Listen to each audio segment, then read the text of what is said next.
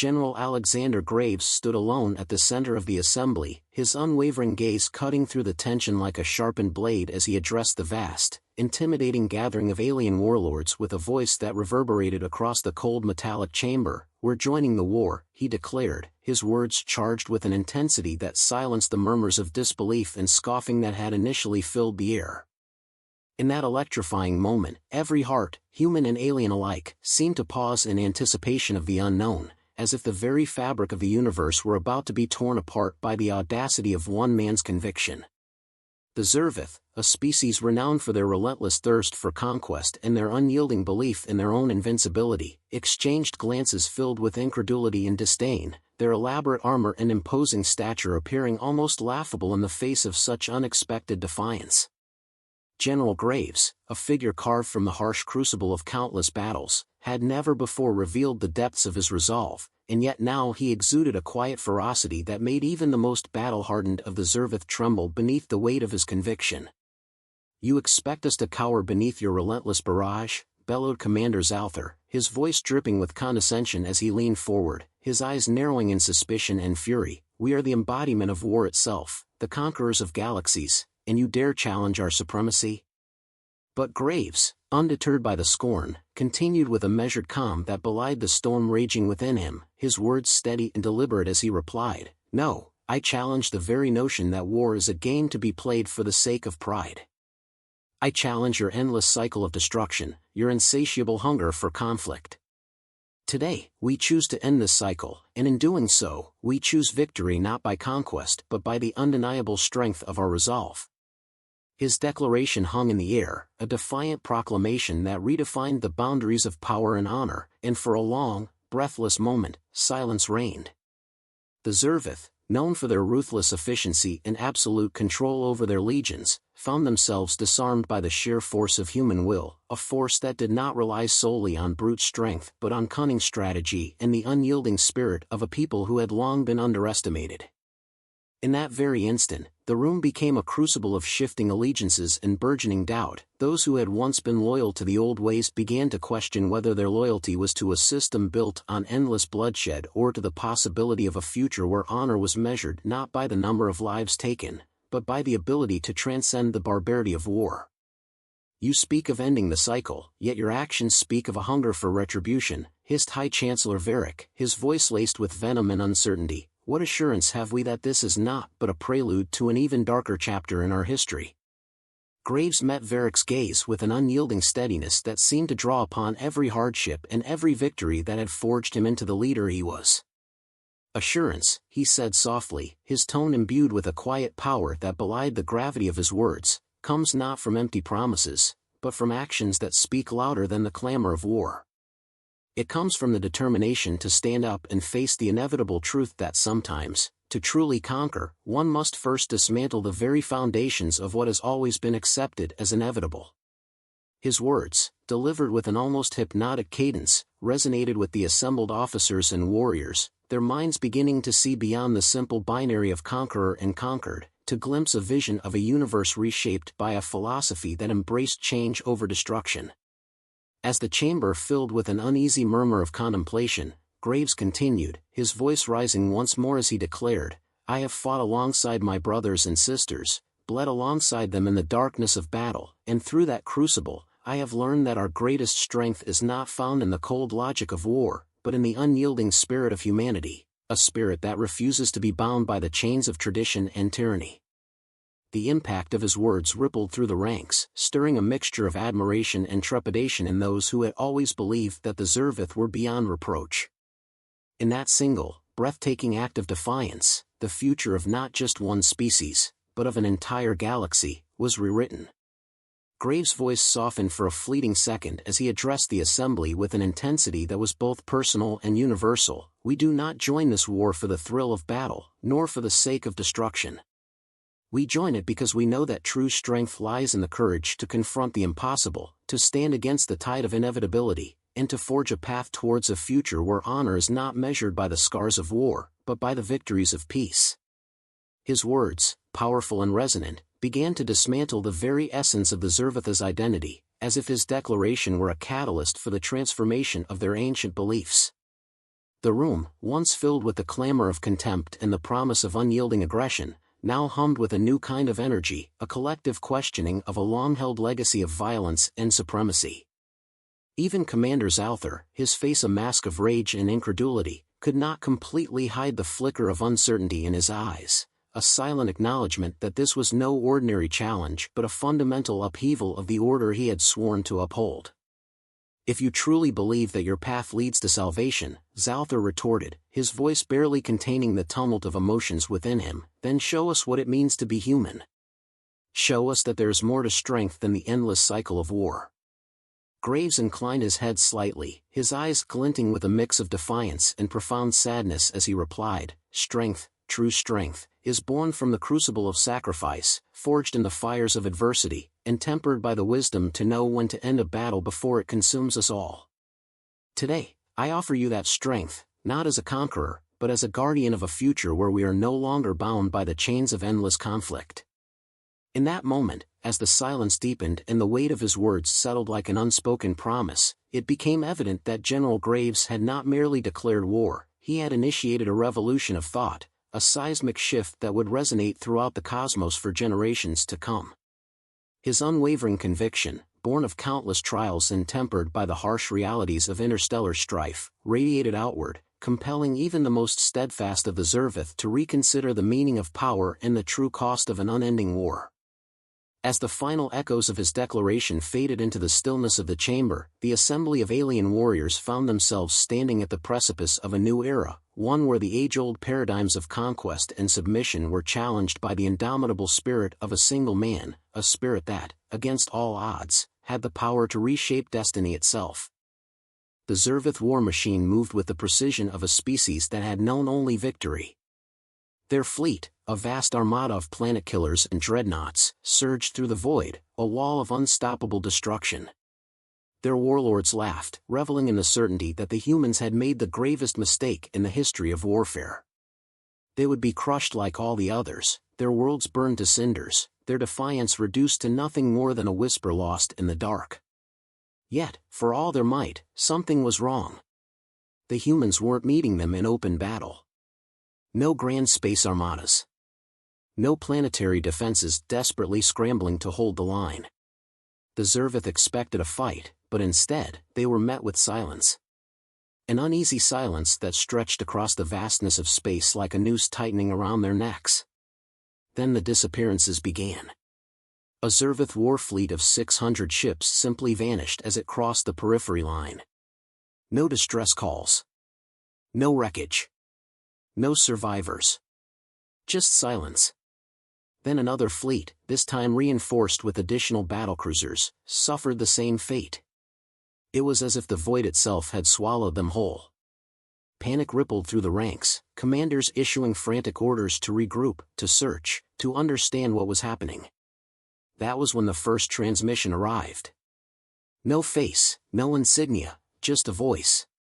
Cold. Precise. Human.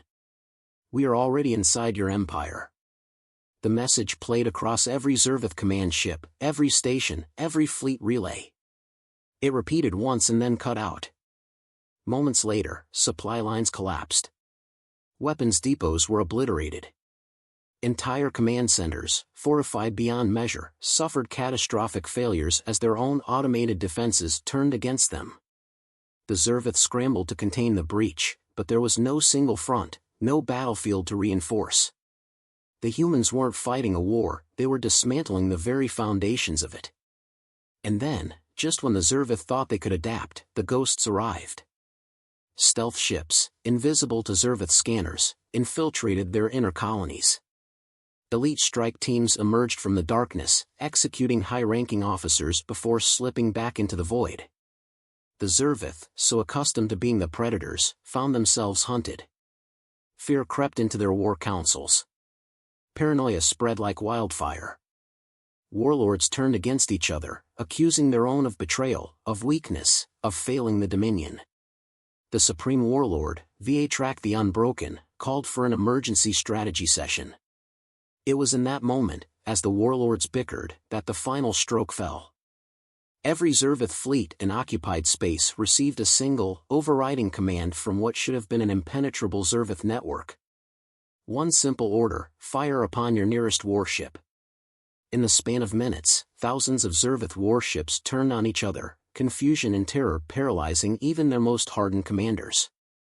The Zervith, the so-called strongest species in the universe, had just been forced into a war against themselves. As the chaos unfolded, a single transmission cut through the madness, through the wreckage, through the screams of those who had finally begun to understand what they were up against. The same voice as before, calm, unwavering, without malice or rage. Just certainty. This is not war. This is your extinction. The Zervith War Council was in chaos. High warlords who had never known fear now shouted over one another, their voices laced with panic and desperation. Supreme Warlord Viatrak the Unbroken slammed a massive fist against the war table, cracking the surface. Silence. The chamber fell into uneasy quiet, but fear still lingered beneath the surface. We have ruled this galaxy for millennia, Viatrak growled, his red eyes scanning his trembling subordinates.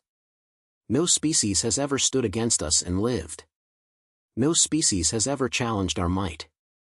And yet, here we are, our fleets are in ruin, our planets are burning, our warlords are dying before they can lift their blades. We are losing. The admission sent a fresh wave of unease through the room. Zervith warriors did not lose. It was an impossibility, a truth woven into the fabric of their empire. And yet, the impossible was happening before their very eyes. The humans fight like no enemy we have ever faced, Warlord Zyros said, his voice unusually quiet. They do not engage us in open battle. They do not meet us in honorable combat. They dismantle us from within, tearing out our strength at the roots. They are cowards, another warlord spat. They refuse to face us. No, Viatrak said darkly. They are something worse. He turned to the holographic projection of their failing war front. Entire sectors, once fortified strongholds, were now silent. Lost without a single recorded engagement. We have underestimated them, Viatrak admitted. The words tasted like ash in his mouth. We assumed they would fight like we do, with fleets, armies, and firepower.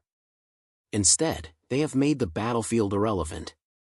They fight in ways we do not understand, striking from the void, bending reality itself to their will. And now, they have turned our own fleets against us. A cold chill spread through the room as the warlords recalled the horror of watching their ships, their own war machines, fire upon each other. A single human command had done what no enemy armada had ever accomplished. We must retaliate, Warlord Joruk said, his voice filled with stubborn defiance. Deploy our dreadnoughts. Activate the planet killers. Burn every human world to ash. Viatrak's jaw tightened. We already did. Silence. And? Joruk asked cautiously. Viatrak's fingers curled into a fist. The dreadnoughts never reached their targets. Zyros inhaled sharply. How? They were taken. The words sent ripples of disbelief through the room. The Zervith's dreadnoughts, the pinnacle of their war machine, the unstoppable harbingers of planetary destruction, gone. Stolen. The sheer impossibility of it left them reeling. What do you mean, taken? Joruk demanded. How does one take a planet killer? Ask the humans, Viatrak said bitterly. They are the only ones who could tell you. The chamber fell into heavy silence, the realization settling upon them like a suffocating weight. The war was already over. They just hadn't accepted it yet. Then the transmission came. A single message broadcasted across every Zervith frequency. The human voice was calm. Cold. Absolute. Surrender. The warlords stiffened, their pride flaring in the face of the demand. Surrender? The Zervith did not surrender. It was against their very nature. It was against everything they stood for. Yet deep down, in the darkest corners of their war-torn minds, they all knew the truth. There was no alternative. To refuse meant extinction. Viatrak's throat tightened as he closed his eyes. He had led his people to countless victories. He had bathed in the blood of his enemies. He had conquered without question, without mercy. But now, he was the last warlord of a dying empire. He opened his eyes and took a deep breath. Then, with the weight of history crushing down upon him, he uttered the words that no Zervath had ever spoken before. "We surrender." The chamber fell into stunned silence. No one spoke. No one breathed. And then, for the first time in the history of the Zervath Dominion, a war ended not in fire, but in silence. The chamber was suffocating in its silence. A silence that carried the weight of history, of pride shattered and legacies crumbling. Supreme Warlord Viatrak the Unbroken stood at the center of it, his massive hands clenched at his sides, his breath slow and measured, but inside, he was drowning. The words had left his mouth, but the finality of them had yet to sink in. Surrender.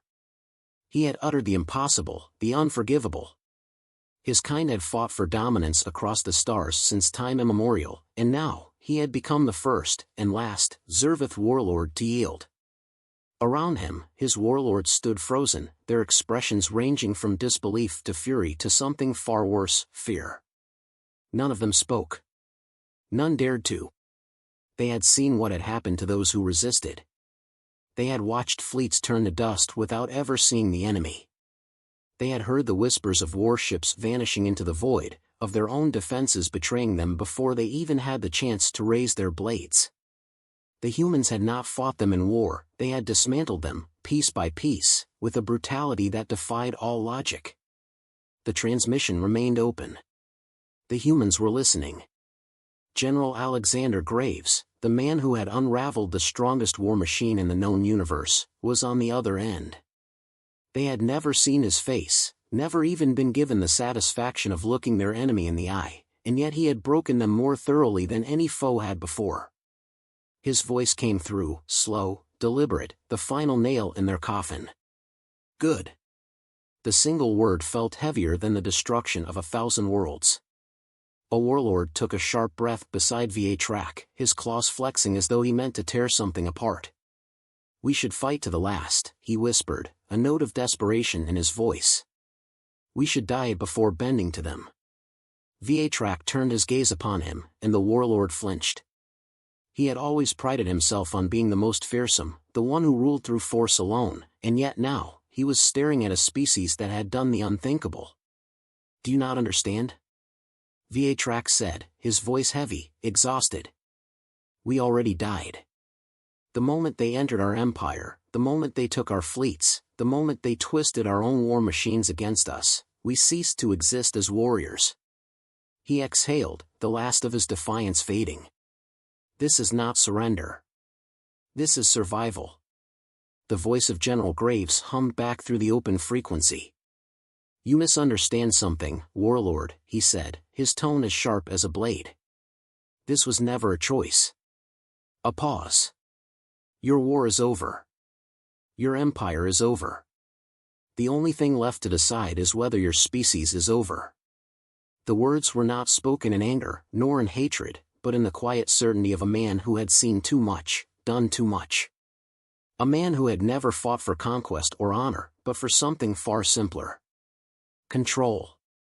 Viatrak closed his eyes, breathing deeply. He had spent his entire existence believing his kind was the apex of all warriors, that no enemy could ever stand against them. The Zervath were war incarnate. But humanity was something else entirely. They did not fight wars. They ended them. They dismantled them, as easily as one might dismantle a tool that no longer served its purpose. They had not fought the Zervath for victory. They had fought them because it was an inconvenience to let them live. He straightened, his voice steady as he spoke. "What now?" A moment of silence. Then Graves answered. "Now?" The line crackled slightly, as if Graves was considering the weight of the question. "Now, we decide if your kind is worth the oxygen they breathe." A long pause stretched between them, and the chamber seemed to grow colder. "You claim to be the strongest species in the universe," Graves continued. Yet when the fight turned against you, you fell apart faster than any species before you. You claim to live for war, but you never understood what war truly was. War is not honor. War is not conquest. War is numbers. War is control. War is precision. And in those things, you were nothing more than children playing with sticks. The Zervith warlords trembled. Graves' voice was unyielding. Your species was built on the illusion of strength. And I don't deal in illusions. Viatrak knew the next words he spoke would determine the fate of his people. He had to be careful, had to choose something that would matter to a species that had already proven it had no need for mercy. You have taken everything from us, he said, his voice steady despite the tremor in his chest. If you choose to end us now, then do it. But you have seen what we are. And if we live, we will be more than what we were. Silence. Then, for the first time, Graves laughed. It was not a laugh of amusement, nor of cruelty. It was simply the laugh of a man who had heard the same speech from 100 different mouths and already knew the answer. You won't, Graves said simply. You won't be more. You'll be less. You'll be dust under our boots. You'll be relics of a time when you thought you mattered. And if you even consider rising again, I will personally make sure that not a single Zervith ever draws another breath. The finality in his words struck like a hammer. Viatrak knew it then. The humans had not spared them. There was no survival in this. Only existence at the mercy of something far stronger, something that did not even consider them a threat anymore. The Zervith had been reduced to nothing more than a conquered footnote in history. And there was no worse fate than that. Then we will serve, Viatrak said at last, forcing the words out as his claws clenched into his palms. We will rebuild under your rule.